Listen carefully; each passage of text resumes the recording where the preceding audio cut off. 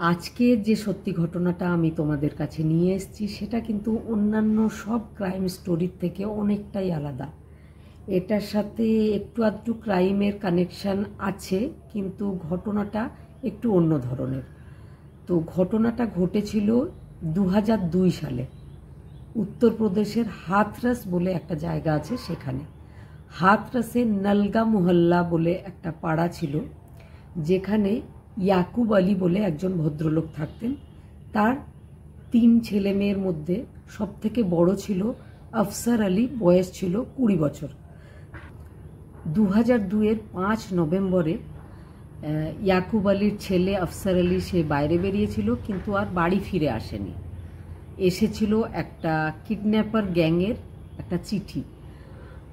তাতে লেখা ছিল যে 50,000 টাকা দিয়ে সেই ছেলেটাকে তাদের কাছ থেকে ছাড়িয়ে নিতে হবে, পুলিশকে কোনো খবর দেওয়া যাবে না। কিন্তু ইয়াকুব আলী বিশেষ পয়সাওয়ালা ছিলেন না, আর সেই সময় 2002-এ 50,000 টাকা মানে অনেকটাই টাকা। তার কাছে সেই মুহূর্তেই অতখানি টাকা ছিল না, আর তিনি পুলিশের দ্বারস্থ হওয়াটাকেই ঠিক বলে মনে করেন। তিনি পুলিশ স্টেশনে গেছিলেন, পুলিশের কাছে রিপোর্ট লিখিয়েছিলেন। কিন্তু একদিন দুদিন করে বেশ কিছুদিন কেটে যায়, ধীরে ধীরে বছর কেটে যায়, কিন্তু তার ছেলের কোনো হদিশ সেই এলাকার পুলিশরা করে উঠতে পারেনি। সেই সময় ফোন নম্বর বা ফোন ইত্যাদি এইসব ব্যাপারগুলো ছিল না, যার জন্য পুলিশ চেষ্টা করার পরেও আফসার আলীরকে খুঁজে বের করতে পারেনি। বা এটাও বলতে পারি যে ইয়াকুব আলীর ছেলে আফসার আলীর কেসটা তেমন একটা হাই প্রোফাইল কেস ছিল না, যার জন্যে পুলিশ তেমনভাবে চেষ্টাও করেনি। পুলিশ তো প্রথমটায় এটাই বলছিল যে 20 বছরের ছেলে হয়তো স্বেচ্ছায় কোথাও চলে গেছে, কিন্তু যখন কিডন্যাপারদের একটা চিঠি পাওয়া যায় তখন পুলিশ একটু নড়ে চড়ে বসে বা খোঁজার চেষ্টা করে।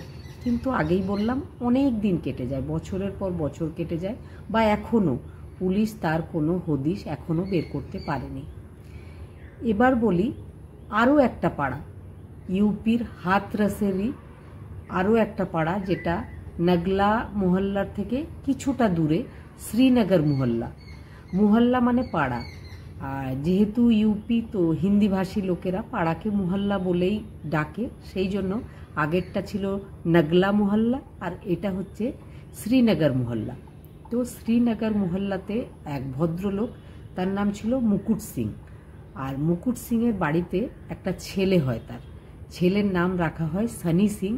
আর ছেলে হয়েছিল 2002-এর 8 নভেম্বর, মানে 5 নভেম্বর ইয়াকুবের ছেলে হারিয়ে গেছিল, তার 3 দিন পরে 72 ঘন্টা পরে 8 নভেম্বর মুকুট সিং ওই এলাকারই একটু দূরে একটা পাড়ায় জন্ম হয় মুকুট সিংয়ের ছেলে সানি সিংয়ের।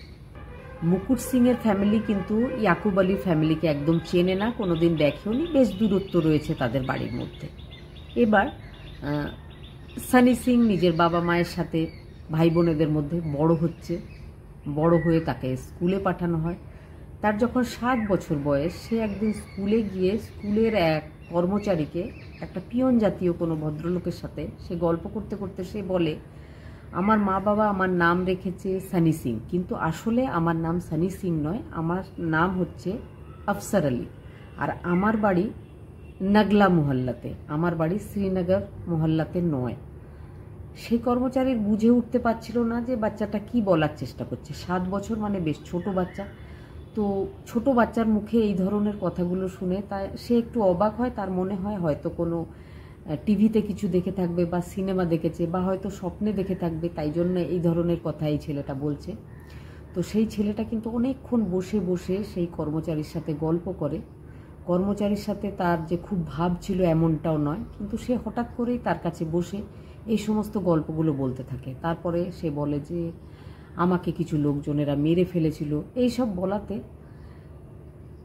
সেই দিনই বিকেলবেলায় ওই স্কুলের কর্মচারী সবার কাছে খোঁজ নেয় যে সানি সিংয়ের বাড়িটা কোথায়।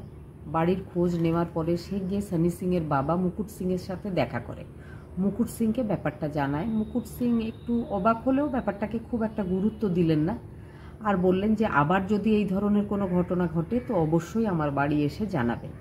এবার মুকুট সিং যখন নিজের ছেলের সাথে অনেক কথাবার্তা বলেন, তখন তার ছেলে বলে যে আমার বাবার নাম কিন্তু মুকুট সিং নয়, আমার বাবার নাম হচ্ছে ইয়াকুব আলী। 5 নভেম্বর বিকেলবেলায় 4 জন আমাকে ধরে নিয়ে গেছিল, তারপরে আমাকে অনেক মদ খাইয়েছিল, তারপরে আমার কান কেটে দিয়েছিল, তারপরে আমাকে কাঁধে গুলি করেছিল।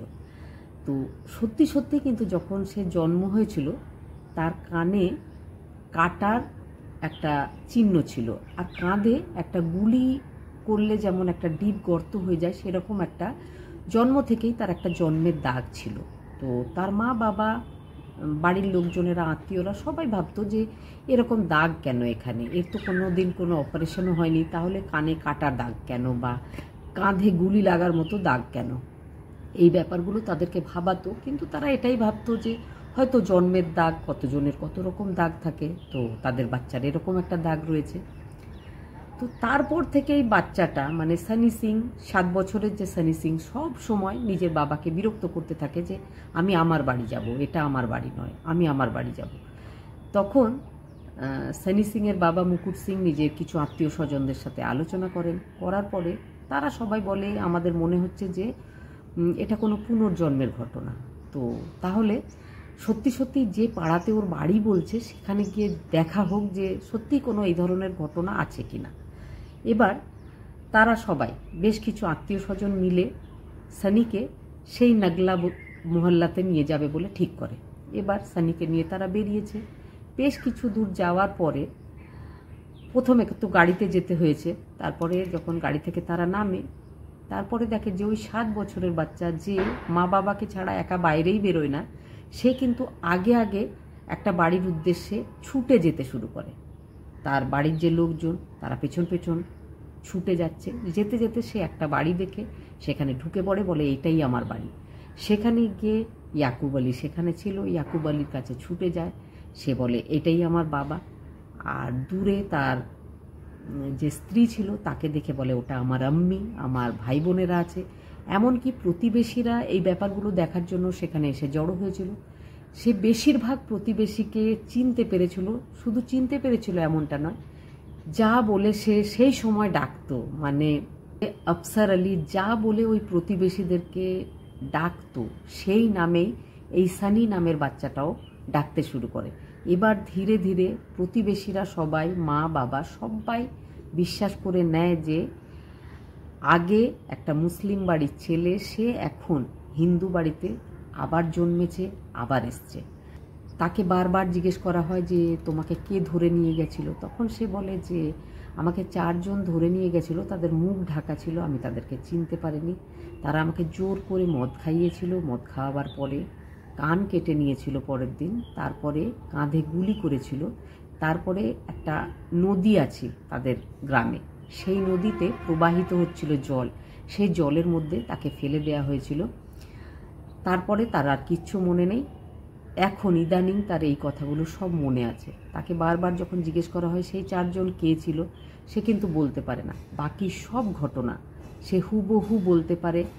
আগে ছোটবেলায় কি হয়েছিল, তার বাবা তো তাকে কোথায় ঘুরতে নিয়ে যেত, তার কি খেতে ভালো লাগতো, তার মা কিভাবে তাকে খাইয়ে দিত, তার ভাই বোনেদের সাথে সে কি খেলা করত, এমন এমন কথা যেগুলো আফসার আলী ছাড়া আর অন্য কেউ জানা সম্ভব নয়, সেই কথাগুলো সে কিন্তু নিজের বাবা মায়ের সামনে এসে বলে।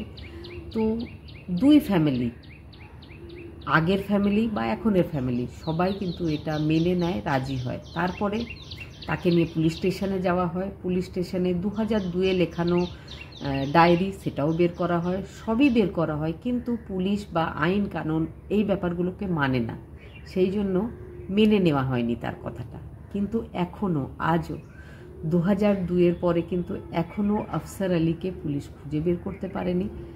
ওই ঘটনা বলার পর, সেটা অনেক বছর কেটে যাওয়ার পর যখন সে বলেছিল, তখন কিন্তু ডুবুরি নামিয়ে ওই নদীতে তল্লাশিও চালানো হয়েছিল, কিচ্ছু খুঁজে পাওয়া যায়নি। কিন্তু সানি সিং আর আফসার আলীর যে 2 ফ্যামিলি, তারা এখন সানি সিংকেই নিজের ছেলে মনে করেছে। সানি সিং এখন অনেক বড় হয়ে গেছে, সে কিন্তু নিয়মিত 2 বাড়িতেই থাকে।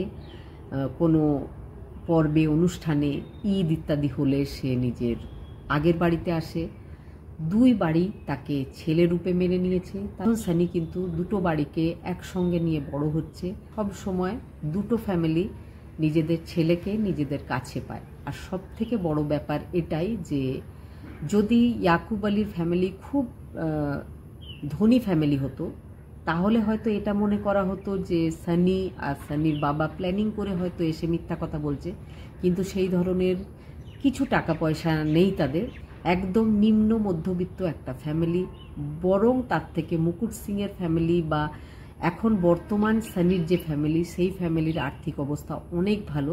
কিন্তু দুই ফ্যামিলি মিলেমিশে রয়েছে, একটা হিন্দু ফ্যামিলি একটা মুসলিম ফ্যামিলি, দুজনে পরস্পরকে একদম নিজের মনে করে নিয়েছে।